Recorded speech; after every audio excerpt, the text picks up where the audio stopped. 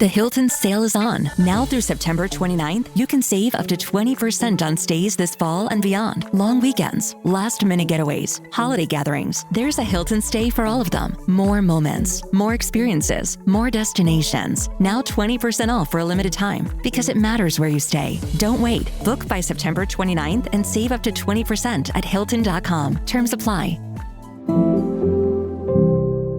Hilton for the stay. This episode is brought to you by Nespresso and Samra Origins by the Weekend Coffee Collection. Introducing Samra Origins. My collaboration with Nespresso is a connection to my roots, to my mother, Samra. Coffee that hits the right notes. It transports you.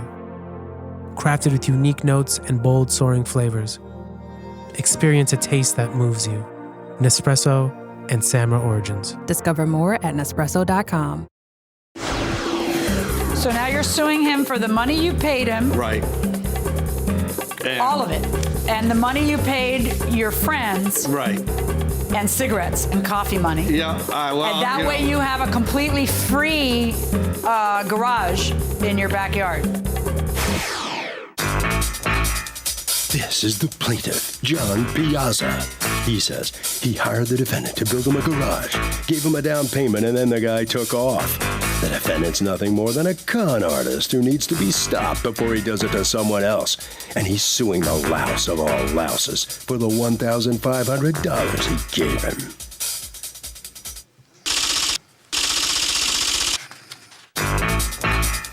This is the defendant, James Bouchard.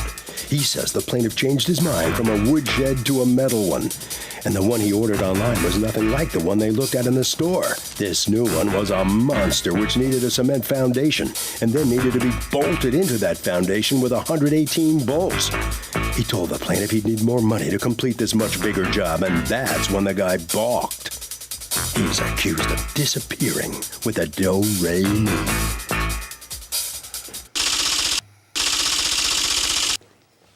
All parties, please raise your right hand.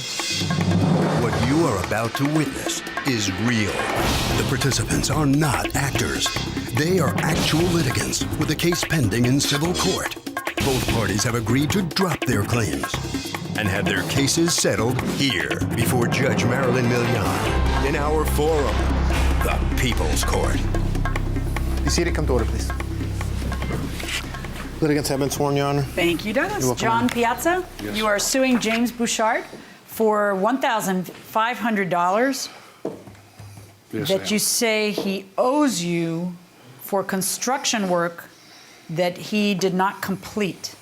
Is that correct? That's correct. Okay, tell me what happened. Well, it all started on March of last year. And James called me and he says, "You got any work for me? I need to pay my mortgage." So I said, "Yeah, I need a garage put up." And then he said, "Okay." And he came down to the house and we talked it over, and I gave him $1,075 to help me put up a garage. Okay. So we all. Did you guys write anything up? Yes, we did. I have May I see evidence. it? Yep.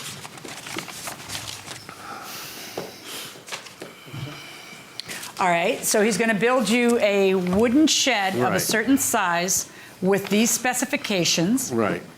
And you paid him in March. Right. Paid him cash. Paid him cash because he needed the money then. Right. And then what happened? Well, then, we went up to all these places to find wood and everything, and it turned out to be very expensive.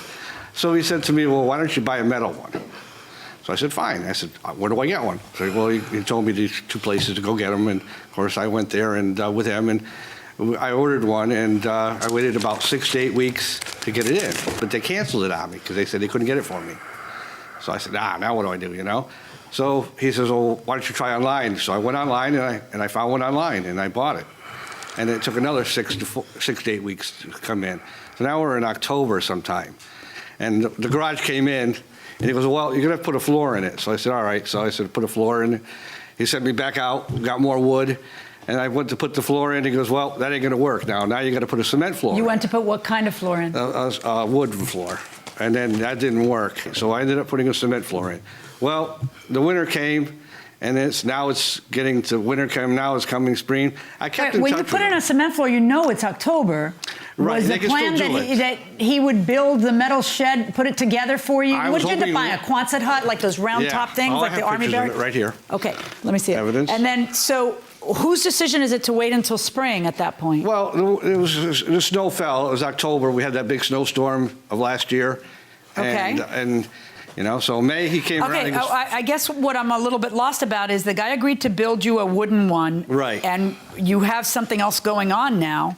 Well, so did yeah. you guys rewrite the contract in any way? No, we never rewrote the contract. The contract was, but he suggested that I buy a metal one. And that's what his suggestion was because the wood was too expensive. Well, because you said the wood was too expensive. Right. Right, So, okay. but, you know, wood, metal. All right, so now what happens? Now we're in spring. Now we're in spring, coming May, October. So he comes over. It's May, he comes Right, over. He comes over. 3 hours. He was at my house. I picked him up, bought him cigarettes, coffee, whatever, you know, and we started working on it. He starts putting it together. He can't figure it out. Now he had the manual all winter long to look it over because I gave it to him. I gave him the book, how to build it, and he had that. So he comes over to my house. And for 3 hours in the morning, and then after that, it was Mother's Day, because I got to get out of here. It's Mother's Day. I said, fine. I said, what about next weekend? He goes, okay, maybe. And he goes, how about after work? I said, anytime. Finally, I tried to call him, and I couldn't get a hold of him. Never answered my phone calls, never called me back, never did anything. So I said, all right. So now I got a garage. I still got to put it up.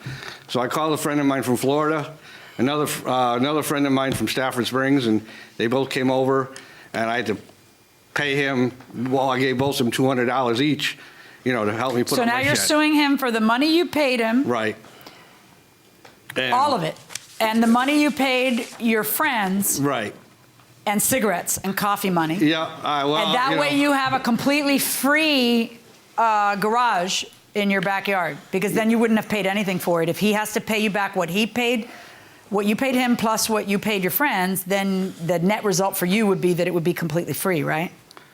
Not really, because it cost me $3,000 for the garage itself. Another $2,000. Well, no. I meant the labor part, dude. You were always going to pay the $3,000. Yeah, you would plus get free labor. $2,000 it cost me to put so a cement you would get floor free in. labor, which was not your bargain. Your right when you come to court as a plaintiff is to be made whole if somebody has wronged you. Right. That means you paid a guy to do something and he didn't do it, or he did only 75% of it, so you're entitled to whatever he didn't do. It's to give you the benefit of your bargain, not to make you better Right. off by never having to pay labor for anybody. What's going on here? You agreed in writing to build him a garage made of wood. Yes. How did that change into other stuff with nobody writing anything, so that there's a clear understanding between you two of what would be demanded? When we got there, the materials came to like $2,400. So I told him I'd charge him $2,400 for labor too. It would be $4,800. He said, "Oh no, I don't have that much money. I want to only pay $3,500 with labor and materials." So that's when I dropped it to $1,000 for labor. But it was supposed to be wood on 6x6, pressure treated timbers, no floor.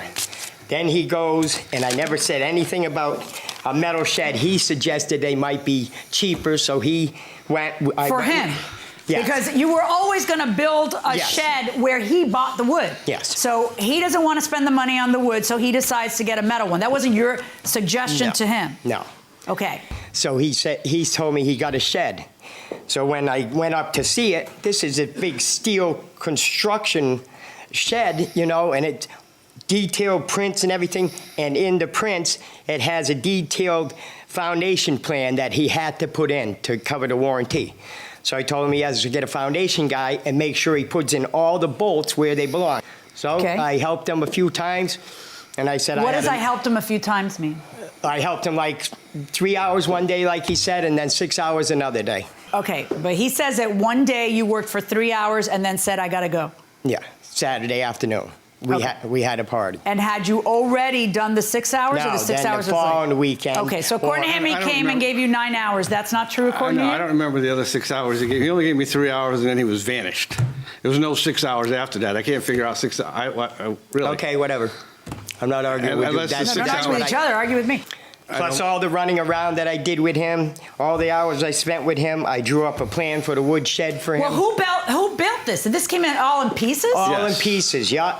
Every piece, there was It's on the- five. there's There one was picture five on it. Hey, pieces. you need to stop talking. Go There ahead. was 5 pieces per section, and it was like 38 bolts on each section to bolt it in. How much of it did you help I him with? put 10 sections up. There was 12 sections. I built them on the ground, and in the plans it shows 4 people putting it up with a forklift. We would have never been able to put it up ourselves. So how did you end up putting it up?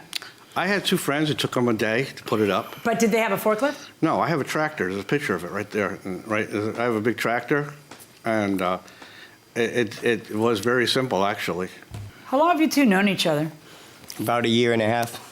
Yep. Have you ever worked on anything together before? Yes, I did a lot of stuff in his house, and he was satisfied with it, but he never basically like screwed me like this. He didn't want to pay me any more money. He should have paid me double.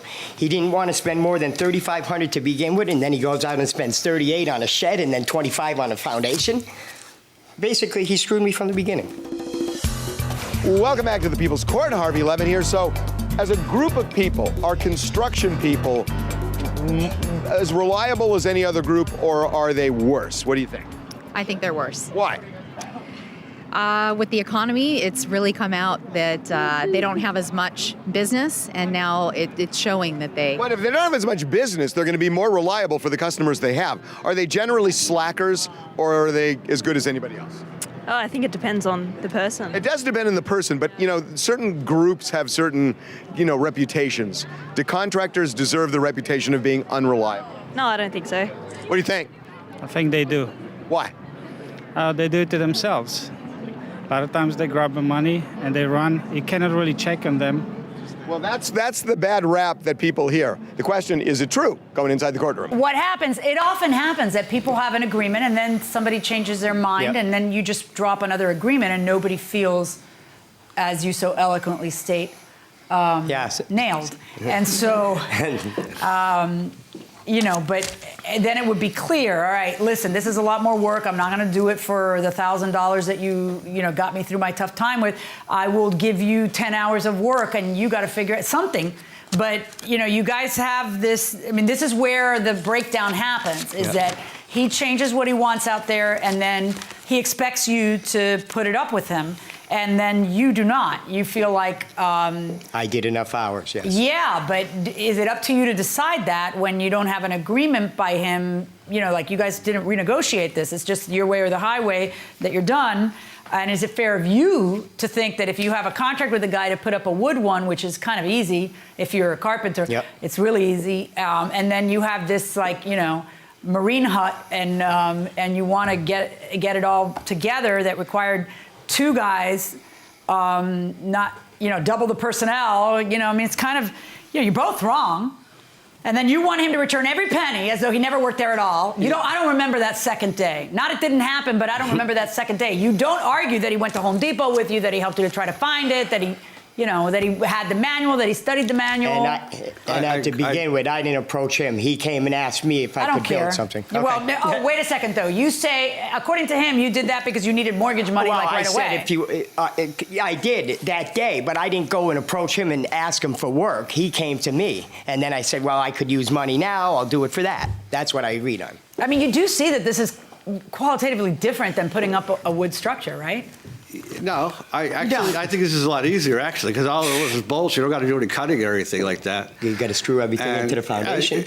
That just sits right in the foundation. How many hours did it take to do? 2 days. Those guys. Do you have the manual with you?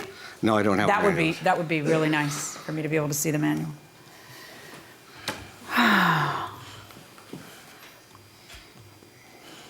I'm not going to rule in your favor. The problem that you have when you folks stray from the when you have a contract, it is what it is. I don't have a hand in it. I don't have a chance to change it. I don't want to change it. It's the agreement between 2 people. When you have this amorphous, we'll see how it goes thing, because you've changed the contract and there's no clear indication on who's doing what with that change, he goes, he builds a lot of it, and then he feels like, this is so much different than what I agreed to. I'm done after 9 hours. It takes you have to bring 2 other guys in to finish it. This is more complicated than the wooden structure. You leave it in the judge's hands when you do that. When you don't have a clear understanding between the 2 of you, I've got to kind of feel it and decide, Did he do enough work to justify that amount? Did he not do any work that would justify ordering him to return it all and pay for his friends to put it up? And I just, based on what I'm hearing, you're the guy with the burden of proving it to me that he just cheated you out of all this money that you're suing for. And I don't see it. My verdict is for the defendant.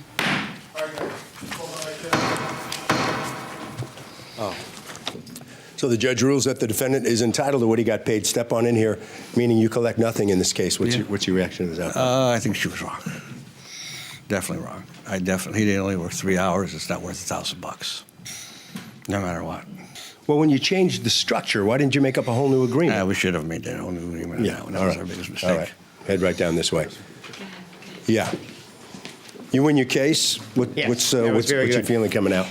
She did the job she should be doing. She knows about construction and everything else. He doesn't, plainly. So why didn't you insist on a new written agreement? Because I was just sick. Because he kept calling me, threatening me and stuff. I was just sick of it.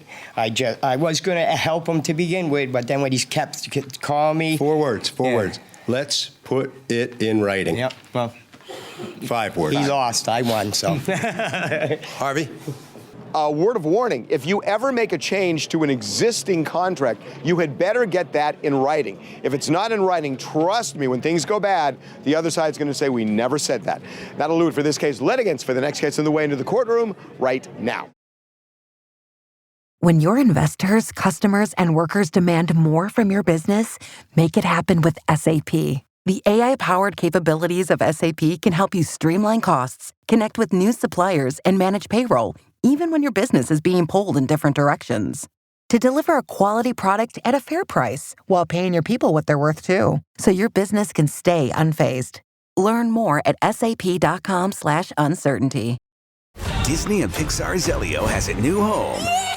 Now streaming on Disney+. That's amazing! Critics agree. Elio is fun and full of heart and humor. These are the lava tunnels. I am not fireproof! Just get in my mouth. Actually kind of comfy in here. It is? It's certified fresh and verified hot. Ta-da! Elio's bringing the whole family together on Disney+. 1, 2, 2.5, 3! Disney and Pixar's Elio. Now streaming on Disney+. Rated PG. This is the plaintiff, Felicia Warthen. She says she attends the same school as the defendant, and the girl backed out of a parking space and smacked right into her car. She immediately apologized about cracking her taillight and denting her fender, but now she's having one heck of a time getting the girl to pay for the repairs. In fact, she turned into a rude and nasty you-know-what when she found out how much it was going to cost to fix. Well, she messed with the wrong person because she's suing this girl and her mother for $1,115.56, the amount she's owed.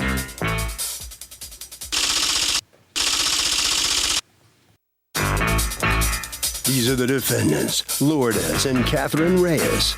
Lourdes says her 18-year-old daughter and the plaintiff were both backing out of their spots at the same time, and they both hit one another. Since they were both at fault, they should both go on their merry ways and take care of their own cars, if you ask her. They're accused of a simultaneous backup crack-up.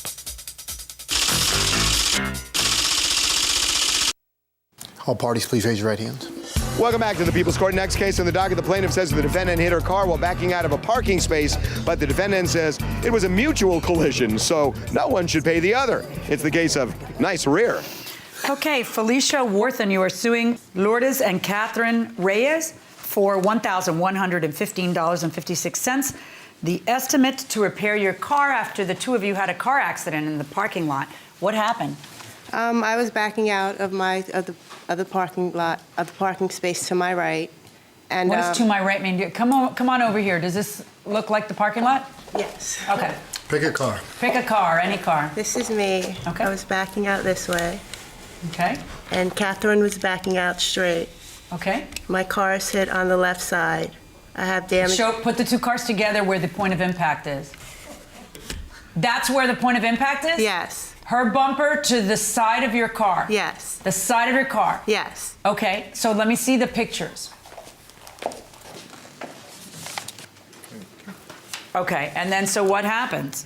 When I realized what happened, both of us exited the vehicle. When she exited her vehicle, she immediately said, "I'm so sorry, I did not see you." She asked me not to call the police. I said, okay. I said, would you like to go with me to get an estimate of the damages? She said, no, I have to go home. I said, okay. I then went to get an estimate of the damages. Right then? Right then. Immediately after leaving the park lot. What kind of car is this? I have a 2006 Toyota Corolla. Okay. I went to get an estimate of damages. I called, once I got the estimate, I called her on her cell phone. When I spoke to her, her whole demeanor changed. But in the parking lot, she was very apologetic. That's how it always is. Yeah. That's why you got to call the police. Her whole demeanor. Right then. You got to call the police. Okay. Her whole demeanor changed. She said that she would call me later on. I believe that was a Friday when the accident happened. She did not call me. I called her over the weekend, I probably would say Saturday or Sunday, and I left her a voicemail message. And she returned with texts. I have texts of the whole... Let me see the texts. So what do you say happened? Her vehicle was definitely not out of the parking spot. Okay, so why don't you come over here and show me how you say it happened? No, wait until you get there to talk, because then you're not mic'd in between the two spots. It was definitely like this. I don't know how far she got out, but we definitely hit like this. Yeah. See, that's the thing, you know. The damage, everyone thinks there's some magical relevance that you can glean all answers or can be gleaned from the damage. But the damage, if the damage is here, it could be like this, or it could be like this, or it could be like this. It doesn't tell me where the cars were. And where the cars were is what tells me who had the right-of-way, which of you got out first. It sounds like, you put it the way you say, well, that's not where the damage is. The damage is more, let me see the damage to your car. The damage to her car is there. So I want to see the damage to your car. It's just... Are you no, I can see close up like that. Well, maybe I can, I don't know. You want her to go back or stay Yeah, there? go back. Go back. So... I also have pictures just of a her moment. car also. Okay. What am I looking at there? It's so close up, I don't know. That's the left bumper. Yeah, I have no idea what I'm looking at here. When we were texting at first, there was no damage to her car. Now there's damage to her car. Well, it's nothing, right? I mean, it's nothing. It's Exactly, just like a little it's mark. just It's scratches, nothing. She's that's not it. suggesting it's more. Okay. So now you text back and forth with her. Do you have the text here? Yes, I do. And I also have an estimate of the Did you ask her not to call the police? No, she claimed that she was in a rush. So then I was like, okay, then just take down my number. We don't have to call now, and we'll figure something out like later on. Okay. And then she called me, and I needed to get a chance to tell my parents when I got home. So that's Okay. why I didn't call her back. Okay.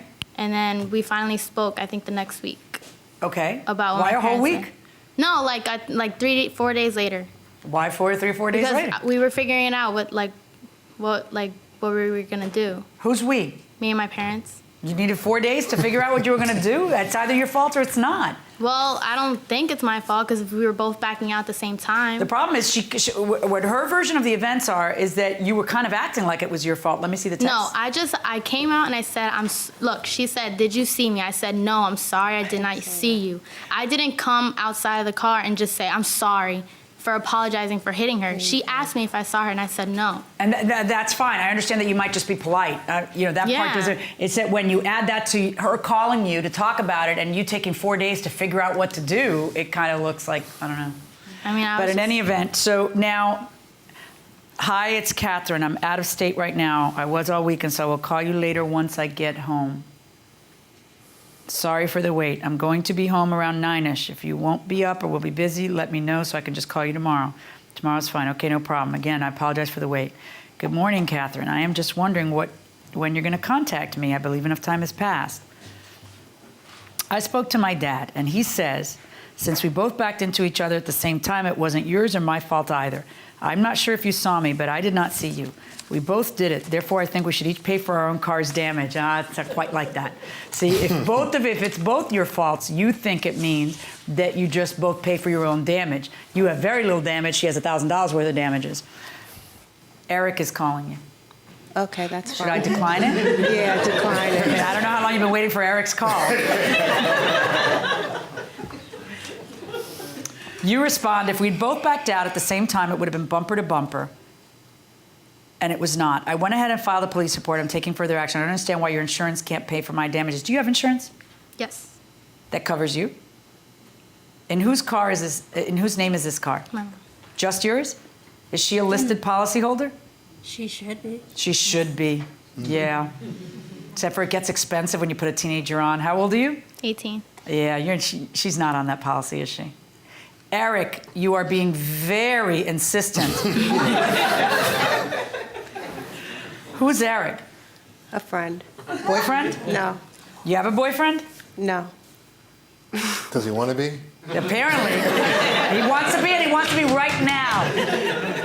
Does he know where you are? No, not exactly. He has an idea. Wow, this isn't how she was that day. Felicia, I'm very disturbed to be reading how you are still dragging on this situation. We've explained the deal to you multiple times in a very polite way. You pay for your damage, we pay for ours. What kind of deal is that? You have no damage. It is very simple to call your own insurance and have them pay for it themselves, being that we were both backing out of the parking lots at the same time. All you want is money. And this is proving that point yeah, all she wants is money to repair the car. No, I just want my car fixed. See you in the court. In the beginning, you had no damage. Now there's damage to your car. How odd is that? I did not lie to my parents. I told them my side of the story. I'm done with the back and forth. So do you guys see each other in school? No. No. And then you say, I'm going by what you told me and what you wrote in the text, which I still have. We'll let a judge decide. No truer words were spoken. Eric's pissed. Just so you know. In fact, the exact phrase was, damn, it's gonna be like that, girl? That's what I guess I shouldn't have looked, but I couldn't help it. He was so insistent. I was worried he needed you to put out a fire or something. So if somebody gets in an accident, they automatically say, don't call the police. Is that an admission of guilt? Not necessarily, but the fact of the matter is that you have to notify the police and notify your insurance company of the accident. You don't necessarily need to call the cops, but if you say don't call them, is that an admission of guilt? They're a criminal. A criminal? What do you think?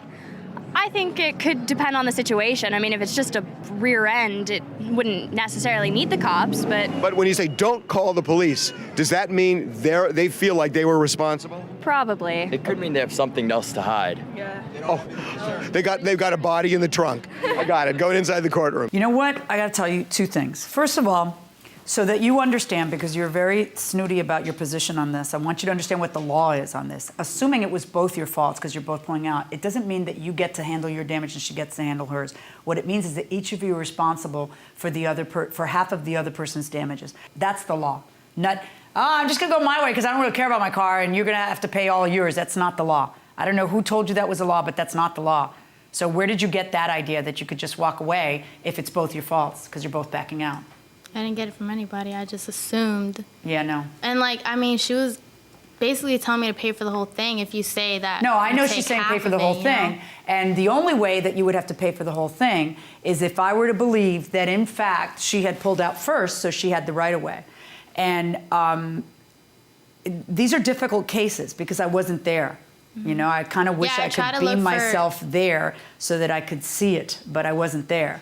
What were you interrupting me with? What was I so inappropriate as to continue speaking when you were calmly trying to interrupt me? No, I'm sorry. I tried to look for. I went to the school to see if they had videos. Cameras. Yeah, and they didn't have any in that corner of the school. So. Wouldn't you know it?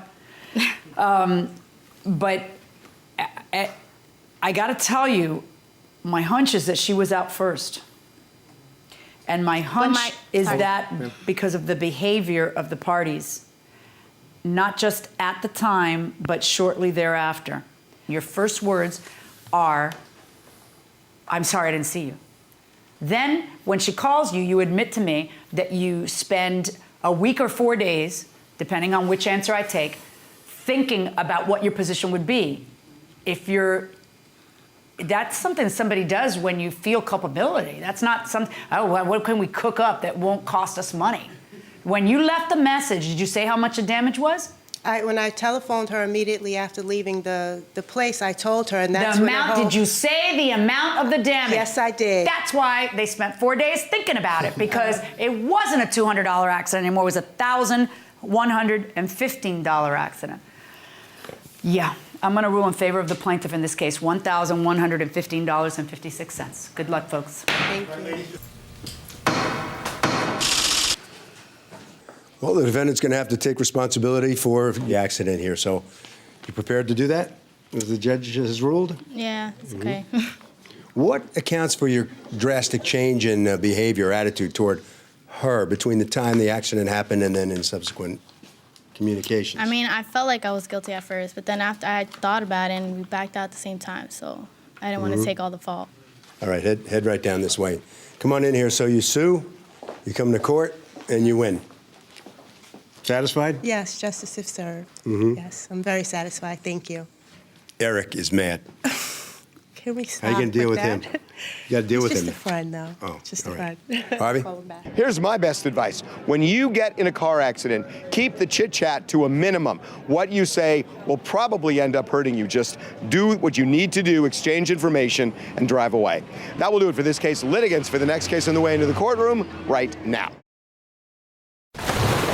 Raise the rudders! Raise the sails! Raise the sails! Captain, an unidentified ship is approaching. Over. Roger. Wait, is that an Enterprise sales solution? Reach sales professionals, not professional sailors. With LinkedIn ads, you can target the right people by industry, job title, and more. Start converting your B2B audience today. Spend $250 on your first campaign and get a free $250 credit for the next one. Get started today at linkedin.com/campaign. Terms and conditions apply. This is the plaintiff, Tisha Fields. She says she put down a deposit on an apartment the defendant was renting. But before she moved in, she made a horrific discovery. Buried in the backyard was a huge trap used to catch large rats. She was disgusted, told the defendant she no longer wanted the apartment, and now she won't return her $1,250.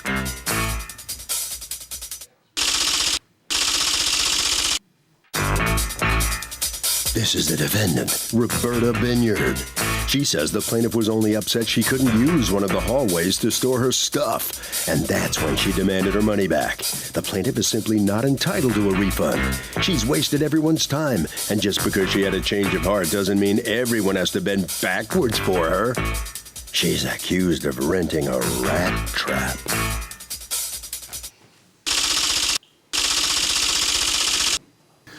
All parties, please raise your right hands. Welcome back to the People's Court. Next case in the docket, the plaintiff rented an apartment from the defendant. Before moving in, she saw a big rat trap in the backyard. She wants to break the lease, but the defendant says the plaintiff is making excuses. It's not about rats at all. It's the case of you dirty rat. Okay, Tisha Fields, you are suing Peace of Mind Realty, represented here by Roberta Binyard. Yes. Okay, for $1,250 that you paid them, that you want returned because, according to you, they misrepresented or failed to disclose to you something pretty material on a lease that you signed. Tell me what's going on. Hi, Your Honor. I saw an apartment online listed under Peace of Mind Realty. I contacted the agent. I scheduled a viewing. I went to see the apartment, and initially I liked the apartment. It had access to a backyard that I can only utilize. So I was quite impressed. I then asked the agent what would be the further steps. She told me I needed to put down a deposit in order for them to take the apartment off the market. She requested that I give her a certified bank check. So I went to my bank and I just, got the check, and I gave them the deposit on the apartment. There was a question about the space because there was a room that was posted in the photos that I thought I would have access to, but when she showed me the apartment, I saw the room. And I asked her, I said, while you're looking at the place, I saw the room. You see the room, and she says. And I said, oh, is this a part of the apartment too? She said, yes. I said, will I have access to that room? She said, I'll get back to you about that. I'm not sure. I have to ask the owner. Okay. And then before she gives you an answer, you give her the deposit? Yes. And then she gives you the answer, and the answer is no, you won't? Yes. And then you no longer want it because you want the storage? No, that wasn't the reason why I didn't. When I went back to ask her, could I view the apartment again and I brought my mom. I wanted my mom to see the apartment. Is this before or after she tells you you don't have access to that room? This is after. Okay. So you see the place. Mm-hmm. She tells you, I don't know if you have access. Mm-hmm. You give her the $1,250. Mm-hmm. She tells you you do not have access. You go back and see it with your mom. That's the order. Right, Okay, exactly. go on. I go back to see it with my mom. I'm waiting outside. There's some neighbors outside. I'm waiting for her to come and open the apartment. There's some neighbors outside, and they're talking about the rat condition in the neighborhood. One of the neighbors was saying that he had caught one the night before and hit it in the head with a big stick. They don't know why How come none of that is in your complaint? That you heard neighbors talking about? That's not one word. That's like the juiciest thing I ever heard. No, Neighbors are talking about, I'm whopping it with a baseball bat. How come none of that is in your complaint? I have no idea. But You're not just making it up now no, to win the I'm case, not right? making it up. Because No, it's kind of weird. I would expect you to include that in the complaint. Well, I thought I mentioned it. No, but nonetheless, you didn't. And you know you didn't because you just read your statement. You think she's making all this stuff up now because she's mad about the storage. Yes, and that she wasn't going to receive her refund back. Your Honor, when she came into the office, she was taken to see the apartment. She wanted the apartment. It was a one-bedroom apartment with a backyard, a private backyard. We never list storage or closets All right, so she comes in and says, can I have that storage? You say, well, I'll find out. Right, and the All right. landlord's like, no, this is my own personal. Right, wait. But without knowing whether she gets a storage or not, she says, I want to take it off the market. Here's my $1,250. Oh, absolutely. And then the landlord says, no, that's not her storage. That's a storage for someone else in the house. Exactly. And then what happens? What does she said, tell you? Well, I have a lot of stuff, and I need that space, and, well, I don't want the apartment no more. Okay, but she says, according to you, you see a rat box in the backyard? that is correct. And she's not. Tell me about the rat box. Okay, like I said, it was the first initial time I did not get the opportunity to step outside in the backyard. Why not? Because it was wet. It was raining. So what? What are you, the Wicked Witch of the West? You're No, gonna melt?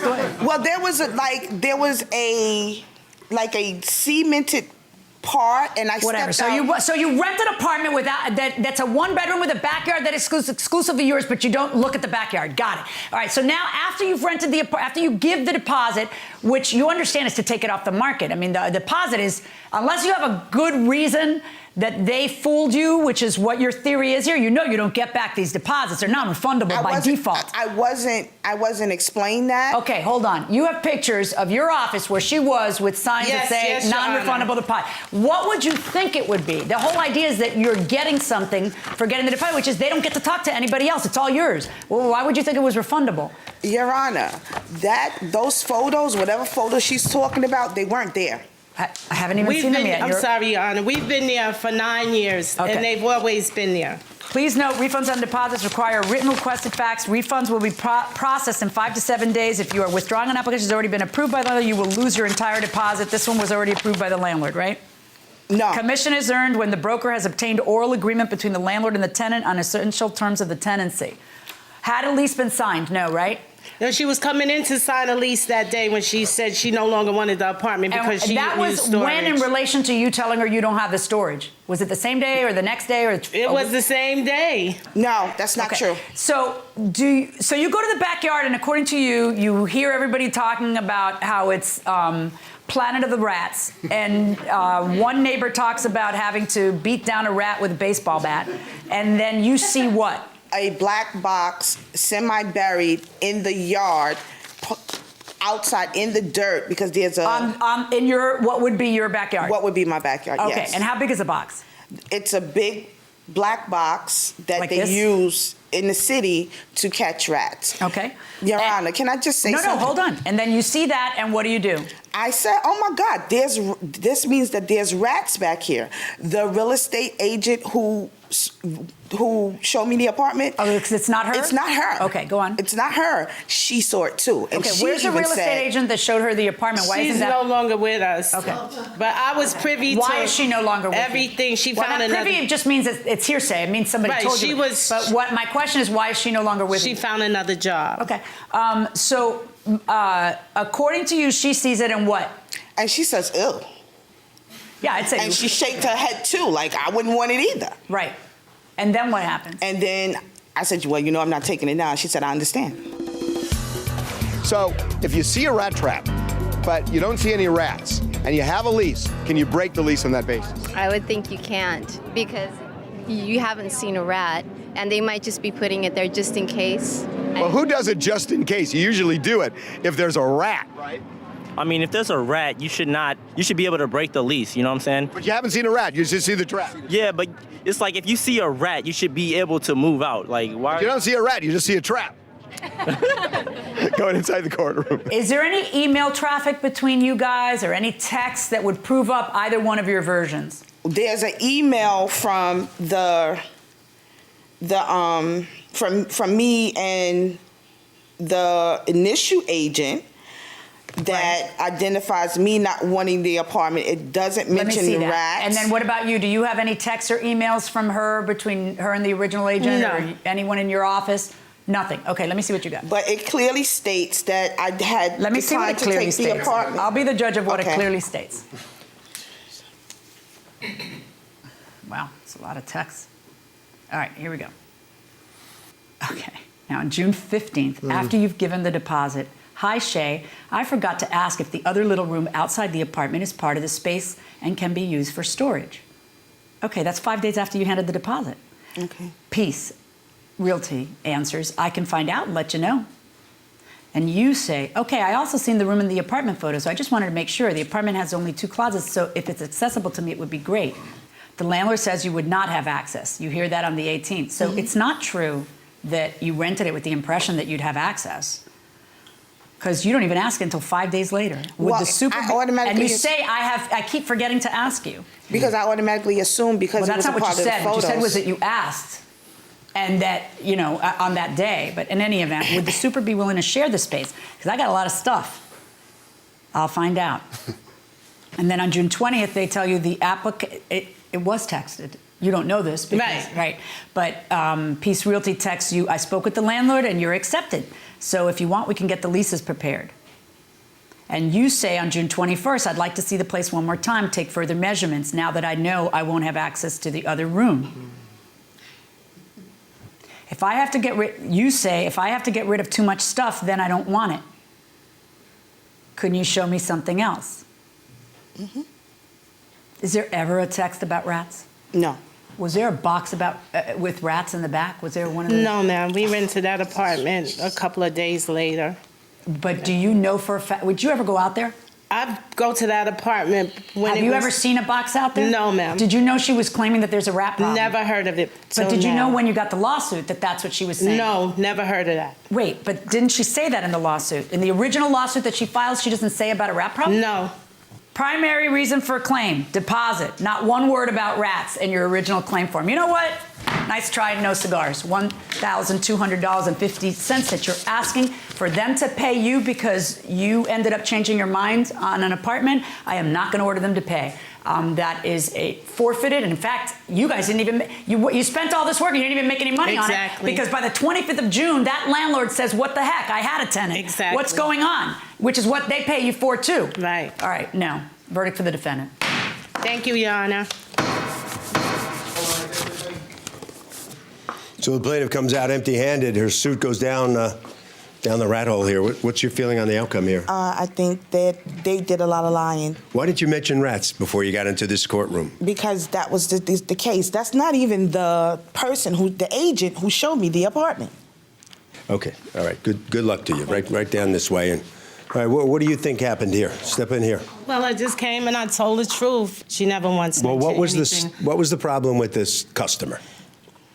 She wasn't happy. She wanted an apartment for her stuff and not for herself. Okay, over to Harvey. Thank you. I mean, here's the deal, and this is always the risk you run when you file a lawsuit. The other person can sue you back. And in this case, the defendant really could sue the plaintiff for back rent, because the bottom line here is that the plaintiff had no right to break the lease, and therefore the plaintiff bailed unlawfully.